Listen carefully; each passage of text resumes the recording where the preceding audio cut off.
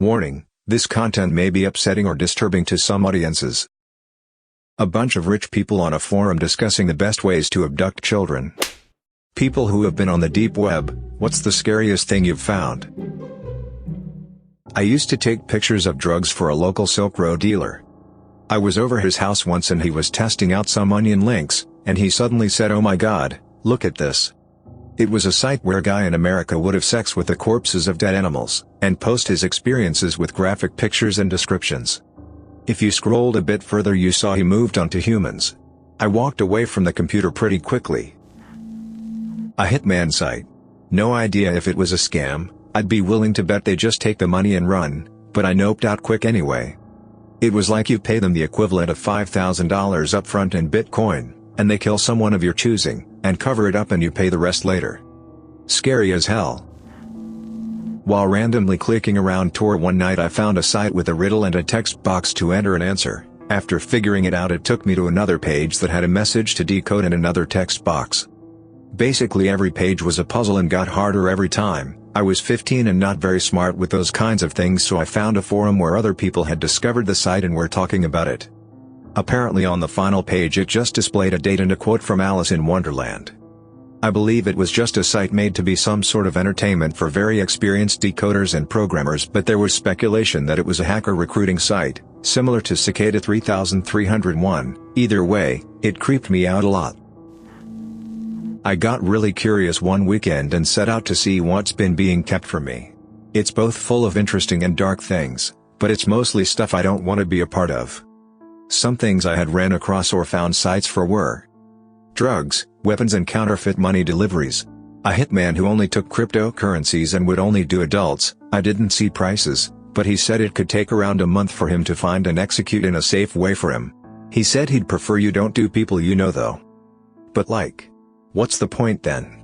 There was quite a bit about if you really want him to do a kid it's gotta be for a specific reason and usually you'd have to pay for the parent as well. But the gist seemed to be like, I don't want to, but if you need it, give me a ton of money. A credit card swapping website, and a credit card buying website. Counterfeit pay card website. This is the one that got me the most interested. Essentially they use spoofing and stolen credit card numbers to buy or fake a bunch of prepaid pay cards, then they sell those at like 60% the value or something. I couldn't verify the validity of it. Porn of all kinds. It's not really something you can stumble into though. Typically the direct links are pretty hidden. I didn't go looking for it, but you get a sense of where you can ask for what. A nude trading repository, like what the fappening was referring to. You essentially trade famous unleaked nudes for others.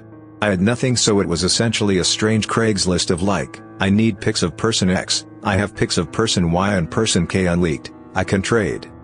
A guy who you tell something you want, and he'd go steal it from a store and sell it to you for like half the cost. It's an interesting business. Human trafficking. I never went to the sites, but I found a link to one. I just assumed it was something I wouldn't want to see and didn't bother fact-checking. Basically, unless you're a depraved person, it's a huge waste of time, and a glimpse into the worst part of people. Someone showed me this website that was like a stream feed aggregation on these pages, and there were hundreds of pages and each page had probably 50 streams on it. They were all feeds from do-it-yourself security cameras that people have in their homes that back up to the cloud. So crazy to see. These people probably have no idea. I remember a long time ago there was a guy online that was trying to buy large quantities of bed bugs. When questioned why he wanted them, he basically said that he wanted to try to breed them to be resistant to normal methods of killing them, while simultaneously breeding in a weakness that only he knew. This way he could release them in people's houses and then force them to pay him to get rid of the bed bugs, since no one else would be able to kill them. My own password. Found a chan that had a link to a website that when you put in an email address, it would show you the password in plain text if that email address had been pwned.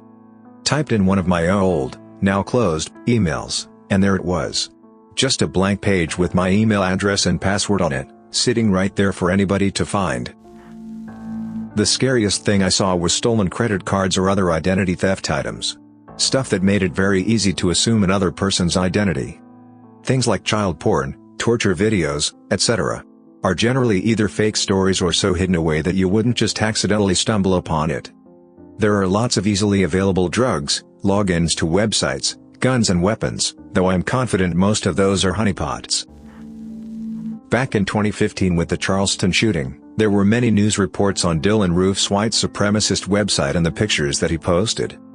Being oddly curious, I decided to check it out. Since the website was already taken down in wake of the incident, I had to use Wayback Machine. However, all of the caches of the website lead to a photo of an unconscious man lying on the floor with blood spilling out of his head. I found none of the pictures shown in the news reports. One of the more interesting ones that I actually wanted to try was a forum dedicated to sharing insider trading tips. This way you could make investments that wouldn't be obvious insider trading because you wouldn't be linked to the company involved. However, part of the registration process was that you had to submit a tip that turned out correct. I wandered around in the dark stuff about 10 years ago. Worst I saw was basically the Super Adventure Club from South Park. A bunch of rich people on a forum discussing the best ways to abduct children from different parts of the world, the different kinds of kids they owned, how to keep them hidden and healthy, how young is too young for different sex acts, etc. Made me depressed for a few months, and I was pretty messed up for a few years after. I removed Tor from my computer that day and haven't installed it since. I'm happier not knowing how awful humanity can be. I've seen the bad stuff. But the worst was probably a group of people who try to infect others with HIV. Noped out of that pretty quick. It was people bragging and showing pictures of infected needles in hidden places. And people who lied on tests and had one-night stands and people cheering. Messed up beyond belief. There was this deep forum I somehow stumbled upon. It had extremely messed up people. By messed up I mean psychologically. There were people with suicidal tendencies. There were people telling them that nothing matters and suggesting different ways to suicide.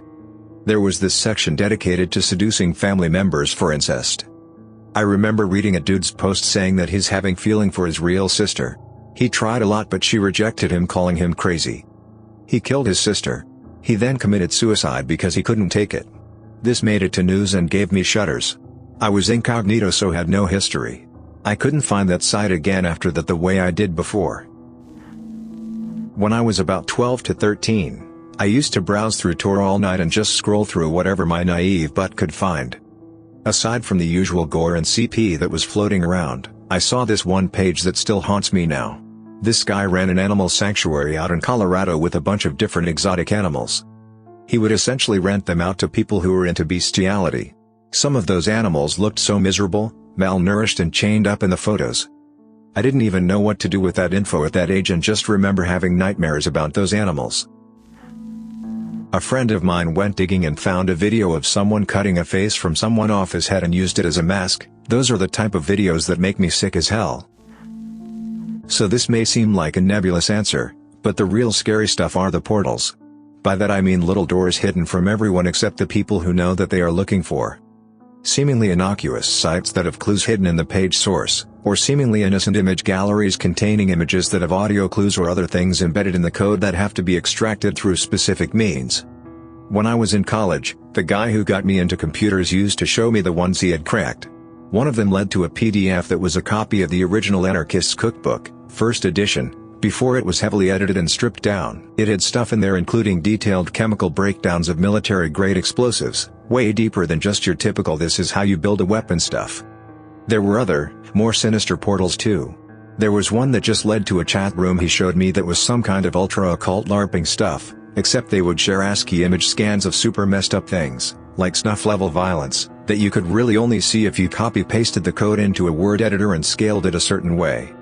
Lots of bizarre, hacker wizardry and some of it is creepy as hell. A lot of what I found was repositories of semi-sketchy information. Like various, extremely specific ways of human torture and signs of when to stop so the person doesn't die. Extremely detailed lists of materials to buy to create bombs and how to wire them up for remote, cell phone, detonation, and just odd sexual books. Each was kind of its own topic and repository, like one for torture, one for explosives, one for sex. I didn't venture into any of the porn sites on the dark web. I can find what I need on the regular web. One interesting, not really scary site I found was Found MacBook Pros of that year. The website claimed to have a couple hundred of them for like $300. They had a picture showing like 5 to 6 powered up, with a pile of them behind. Likely a scam, but you never know. Another interesting one was someone was selling 2 clocks with their serial numbers removed, for like $2,000. Oh, and people advertised to be hitmen semi-regularly. Some specialized in highly influential people, charging $50,000 upfront and $50,000 after. I didn't really do much on there, so I'd take the legitimacy of all of those services with a grain of salt. My time on the deep web was exploratory and just for curiosity. My buddy, seriously my buddy, and not me, can attest to buying drugs off of the dark web though. He'd buy pills cheap on there, and then sell it on his college campus for huge profits. By far the scariest and darkest thing was the hurtcore sites. Hurtcore is a fetish for people who get aroused by the infliction of pain, or even torture, on another person who is not a willing participant. Although it can apply to animals, adults or children, the hurtcore sites on the dark web tend to be almost exclusively a subset of the pedophile sites. It can be so sadistic that even most pedophiles are repulsed by it. Videos and photos generally come out of poverty-stricken countries, but the market is worldwide. Google people like Peter Scully, Matthew Graham and Matthew Falder to get an idea of what lurks in the murkiest depths. This one's my personal worst. It doesn't sound scary, but I found it in, like, 10th grade and it messed me up. Some lady posted all this videos of her dancing with his corpse. Man, I think? All rigid, caked up but like a corpse. She put on weird music and danced around and sang to it in her room. There was a few videos about it. Some had more close-up details than others. It was so unnerving to look at. Had it propped up against the wall in the room. It was just messed up. It was literally an old rotting body with a cheap wig on it. The lighting was low and shaky and whatnot, but it wasn't a proper horror video because it had like 5 views and got taken down about a year later. All the other videos on her channel were her. There were some weird symbols around her messy room, but nothing decipherable like a pentagram or anything right off the bat edgy. Just weird. Her singing creeped me the hell out. It wasn't intentionally creepy, like, not a slowed down nursery rhyme or anything. It was bouncy and fun but just so weird. Was some kinda love song to the corpse. She had several videos of her and him, dancing in different places of her house.